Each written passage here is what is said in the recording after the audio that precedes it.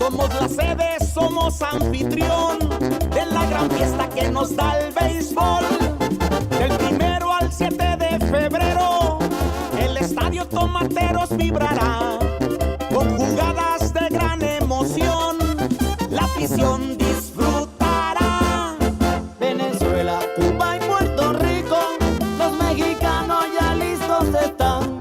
También República Dominicana, con el rey de los deportes vamos a gozar. La Serie del Caribe llegó con el béisbol a Culiacán. Bienvenidos, te va a encantar. Todo mundo invitado está. Culiacán sabe a béisbol. Somos gente con mucha pasión. A nuestra tierra el Caribe llegó. Te recibimos con el corazón. Y nos vamos bailando con la afición beisbolera.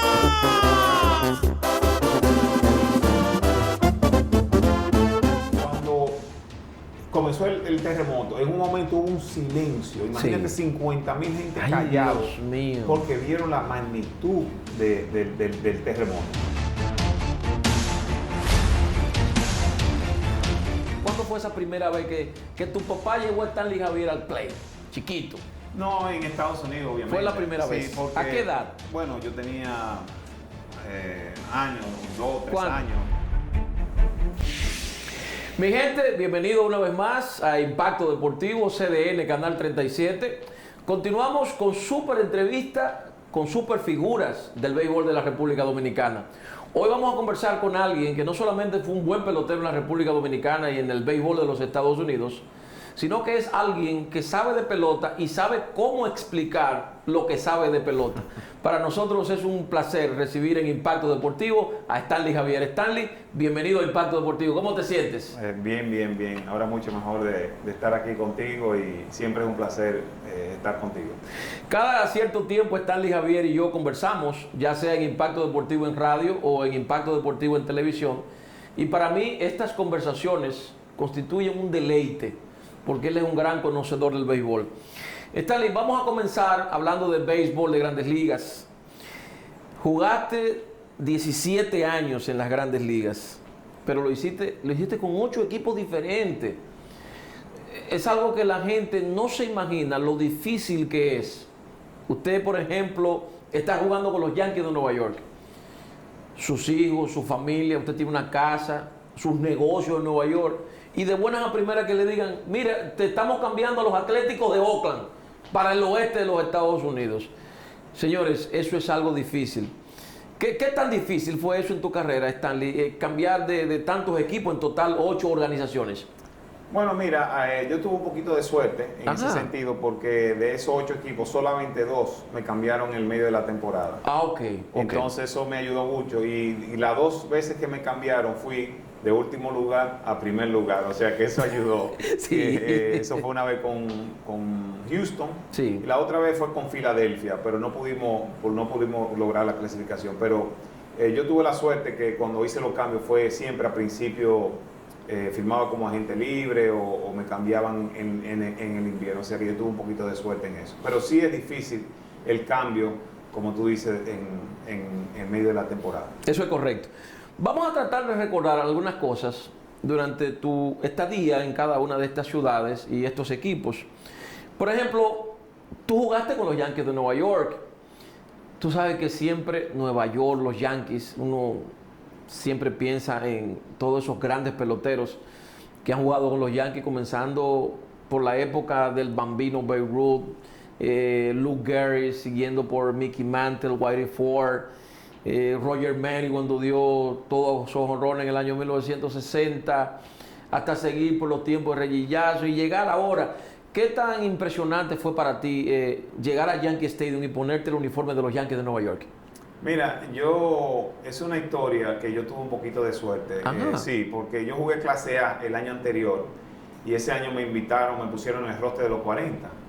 Entonces ese año, cuando yo llegué al Clubhouse, que estaba Dave Winfield, Ken Griffin, Steve Kemp, todos esos Lupinella, Ron Guidry, Toda esa gente fue muy impresionante con el liga de entrenamiento y eso le pasa quizás a todos los novatos, pero antes yo creo que uno se impresionaba un poquito más.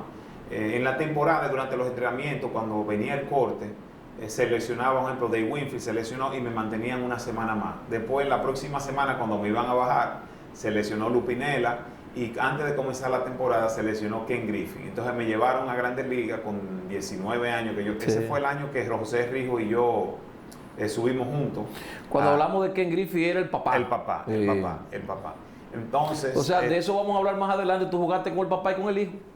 No jugué con el hijo, jugué contra. ¿Tú no coincidiste en Seattle con...? No. Ah, ok, perfecto. Bueno, seguimos en Nueva York. Sí, entonces ese año me llevaron a jugar defensa, porque yo tuve muy buena defensa y fue una experiencia grandiosa. Pero como al mes de yo estar en Grandes Ligas, ya yo estaba harto de estar en el banco. Sí. Y yo le digo, Lu, mira, yo sé que la Grandes Ligas es Grandes Ligas, pero yo quiero jugar pelota. No hay una manera que me bajen para AAA a jugar pelota. Y Lu me dice a mí, bueno, Lu fue y yo no sé con quién habló, y después vinieron después del juego y me bajaron para AAA o para AA. Y Lu, cuando yo me iba, me dice, tú eres el único pelotero en Grandes Ligas que pidió que lo bajaran de Grandes Ligas para ligas menores. Pero uno joven, uno lo que quería era jugar, pero ese fue mi estadía ahí. Después me cambiaron a Oakland. ¿Quién fue tu mejor amigo en Nueva York o con los Yankees? Alguien que tú te sentaras con él y hablaran de béisbol y hasta te diera un consejo de béisbol. Mira, tú sabes que Ken Griffey, padre, Lupinella, el mismo Dave Winfield, Ron Guidry, Dave Raggieri, también estaban ahí. Son gente que cogen los novatos y lo ponen, como dicen, abajo de la ala. Sí. Pero con la persona que yo mejor me llevé fue con Rijo, obviamente, porque subimos juntos. Y un pelotero que se llamaba Keith Smith, también, que jugó shortstop, que éramos compañeros en ligas menores. Eso fue en Nueva York, pero también jugaste con los Atléticos de Oakland. Coincidiste con la época de Canseco, de Maguire, Carney Lansford, creo que de Stewart estaba ahí también. ¿Cómo fue esa experiencia? Mira, es una experiencia. 5 jugadores prospectos de los Yankees lo cambiaron a Oakland. ¿Tú te fuiste en ese grupo? Ese cambio por Ricky Henderson, que fue José Rijo, Jay Howe, Tim Birsas, Eric Plum y yo. Nos fuimos de Nueva York y ese grupo lo pusieron en AA. En AA estábamos Canseco, Polonia y yo, éramos los outfield. Estaba Rijo, Nota. Bueno, para no cansarte el cuento, era un grupo de 12 prospectos que estaban en AA. Y ese equipo de AA, 12 jugadores del 85 jugamos en la Serie Mundial del 88 en Grandes Ligas. O sea, imagínate el talento que había en ese equipo. Y ellos fueron llevándonos poco a poco. En el equipo entonces comenzó Maguire, Canseco, Walt Weiss, Gallego, Tony Phillips. O sea que fue un gran equipo. Cuando subí a Grandes Ligas, para mí fue muy cómodo porque nosotros veníamos ya en ligas menores, toditos juntos, y nos sentíamos como hermanos. Y yo entiendo que eso tuvo que ver con las 3 series mundiales que fuimos en Oakland. ¿Hubo algún capítulo que fuera trascendente en tu carrera como pelotero que podamos recordar ya con el uniforme de Oakland? Mira, en realidad, cuando tú eres tan joven y cuando tú eres tan... jugar un equipo ya con tantas estrellas, las series mundiales, cosas... era como más negocio que tú ibas a disfrutar. Nosotros tuvimos una enseñanza buenísima con esos jugadores veteranos, pero de capítulos que pasaron y cosas que no pasaron, yo te diría que no tuve experiencia que diga que me marcó mi carrera, sino el día a día que uno veía a esos grandes jugadores. ¿En qué época entonces fue que jugaste con los Marineros de Seattle? Esos fueron los 2 últimos años míos. O sea, cuando tú me hablas de los 2 últimos años, ¿ya Ken Griffey lo habían cambiado a Cincinnati? Habían cambiado. A mí me tocó jugar con la era, que ya un año con Alex Rodríguez. Sí, pero ya Ken Griffey se había ido a Cincinnati. Y Randy Johnson se había ido. En esa época quedaba Jay Buhner, Edgar Martínez y Alex Rodríguez. Y al año siguiente Alex firmó el contrato con Texas y se fue. Perfecto. Sin embargo, y eso hablábamos antes de comenzar la entrevista, lo más importante para un pelotero es ganar una serie mundial. Y resulta que veo en mis notas que esa serie mundial no la ganaste ni con los Yankees, ni la ganaste con Seattle, sino que fue en el año 1989. ¿Esa fue la Serie Mundial del terremoto? De esa Serie Mundial. Ay, pero háblame de eso. ¿Y cómo fue ese asunto? En medio de un terremoto, una Serie Mundial. Que de hecho, mientras tú lo cuentes, vamos a estar recordando imágenes de esa situación. Háblame de esa Serie Mundial. Mira, nosotros acuérdate que perdimos la Serie Mundial del 88 contra los Dodgers. Sí, y nosotros sí. nos quedamos con ese... Esa fue la serie del palo de Kirk Gibson contra Dennis Eckersley. Exactamente. Entonces, como que nos quedamos con ese dolor adentro, porque nosotros teníamos un super equipo. Que debieron ganar esa Serie Mundial. Que debimos ganar esa Serie Mundial, Sí. pero ellos jugaron mejor. Y nosotros acabábamos de ganarle los 4 juegos a Boston y nos tuvimos que sentar como una semana a esperar que terminaran los Mets y Los Ángeles, que fueron al último juego. Y eso como que nos sacó de tiempo, como dice. Mire, esa Serie Mundial nosotros ganamos los 2 primeros juegos, porque decidimos que no íbamos a darle chance a nadie. Sí, ahora o nunca. Y fue con San Francisco, para que tú veas que en esa Serie Mundial, en el juego 4, yo estaba sentado en el banco. Oigan esto, señores. En el banco a las 5:03, y era el único pelotero. Yo siempre salía temprano para uno calentar la pierna y hablar y cosas. Cuando yo estoy sentado en el banco, yo veo que se está meneando el banco. Ay, Dios Pero mío. Dave Duncan, que está al lado mío, sale corriendo para la lomita, y yo veo que Dave sale corriendo y digo, bueno, pero ¿qué es lo que está pasando? Cuando comienza un movimiento y un ruido. ¿Y las alarmas?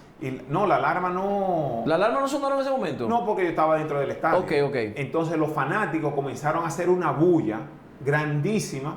Y yo digo, ¿pero qué es lo que está pasando? Yo veo las luces que están chocando, que ay, Dios mío.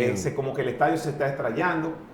Bueno, pues lo que hay es que cuando comenzó el terremoto, en un momento hubo un silencio. Imagínate 50,000 gente callados. Dios mío. Porque vieron la magnitud del terremoto. Después de ahí se fue la luz. Cuando se fue la luz, se cayó todo. Y nosotros comenzamos, mi familia estaba en la grada, yo la llamé, nosotros tenemos un pito que nos identificamos, yo la llamé y ellos bajaron al terreno. Pero después de ahí nosotros comenzamos a reflexionar de lo que había pasado. No, y a oír la noticia de lo que había pasado. Sí, porque afuera hasta los puentes se cayeron. Todo se cayó. Es más, yo creo que afuera fue que se armó el lío. No, ¿verdad? en el terreno no se hizo nada. Incluso Bob Welch, que vivía en la Marina, donde eso se desbarató y que hubo un fuego grandísimo, estaba su familia ahí, y él salió en uniforme desde allá, que eran como 10 millas, corriendo se llegó a la Marina. Pero lo grande de eso es que cuando tú estás en el estadio, bueno, tú dices, bueno, un terremoto y eso. Cuando nosotros salimos del estadio, que comenzamos a ver lo que había sucedido, y al otro día... Los noticiarios. Cuando nosotros comenzamos a ver imágenes, todo el mundo se desinfló prácticamente, y la Serie Mundial pasó a otro plano. Claro. Que con esa yo como que me quedé un poquito, porque tú dices, bueno, tú... O sea, ya a partir de ganar la Serie Mundial pasó a un segundo plano, porque la gente dijo, oye, pues aquí pudo pasar una tragedia que todo el mundo falleciera. Sí, y entonces cuando nosotros, bueno, decidimos, porque todo el mundo estaba deprimido, o sea, la ciudad entera era un caos. Tú no podías ir a ningún sitio. Nos fuimos a Arizona a entrenar por 2 semanas. Acuérdate que la Serie Mundial se suspendió por 2 o 3 semanas. Fuimos a Arizona, allá nos refrescamos un poquito, no se vio muy bien, pero yo entiendo que fue importante que nosotros nos mudáramos a California, jugamos con juegos con colegios y una serie de cosas. Después regresamos, jugamos los 2 juegos que faltaban, ganamos, celebramos, pero celebramos a media, no pudimos celebrar con champaña, porque todavía había gente en los freeways que se cayeron en los puentes. Y eso fue algo como que a uno se le quedó, y todo el mundo, fue una Serie Mundial histórica, porque yo entiendo mucha gente no sabe que ganó Oakland, pero sí todo el mundo sabe que hubo un terremoto de es verdad. 7.5. Es más, hasta cambiemos de tema, que ya hasta nos pusimos tristes. Vamos a pasar ahora a un capítulo muy emocionante. Hemos tenido generaciones de peloteros dominicanos cuyos padres han visto cristalizarse el sueño de que sus hijos sean peloteros. En la mayoría de los casos, los hijos han superado al papá como peloteros, pero ese no es el tema de si el papá fue mejor o no. Tenemos el caso de Tony Peña, que vio a TJ y a Francisco. Yo vi a Tony Peña con sus hijos chiquitos cuando él estaba allá en Kansas City como manager.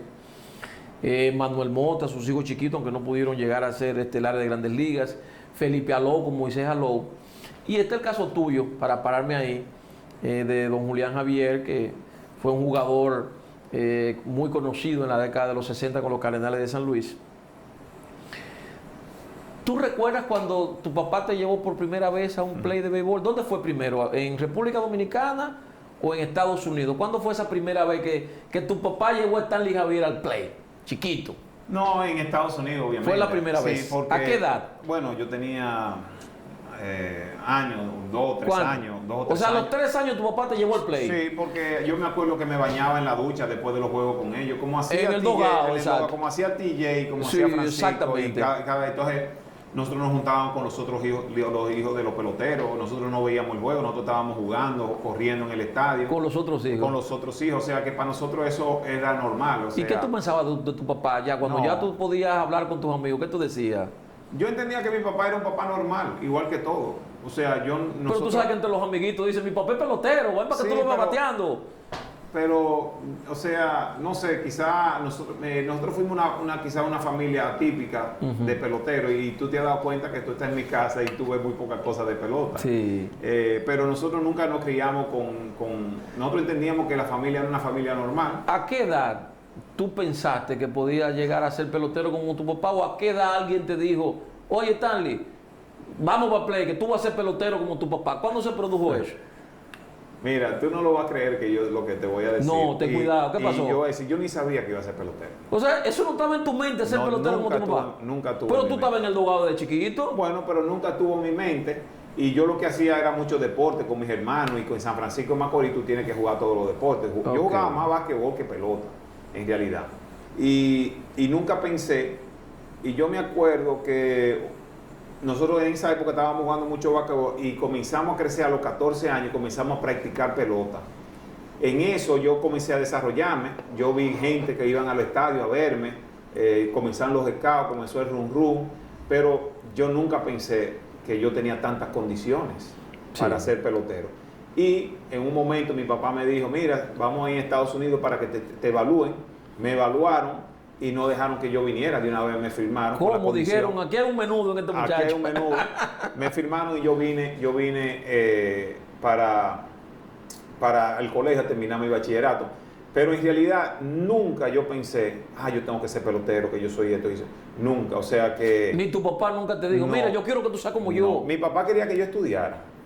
Ajá. Mi papá quería que Sí, yo porque esa era estudiara. la filosofía de antes. Esa Ahora era el la papá filosofía. te dice, no es pelota, ahora es al contrario. Bueno, yo creo que el que ha jugado pelota diría lo contrario. Yo si tuviera un varón, gracias a Dios tengo 13 años, dijera que se fuera a la universidad. Sí, porque eso es lo correcto, que tú tengas una carrera, porque la pelota pasa. La pelota pasa. Entonces, y uno se retira muy joven. Sí. Y no todo lo que brilla es oro, como dice la gente. Eso es correcto. Exacto. Ahí estamos de acuerdo.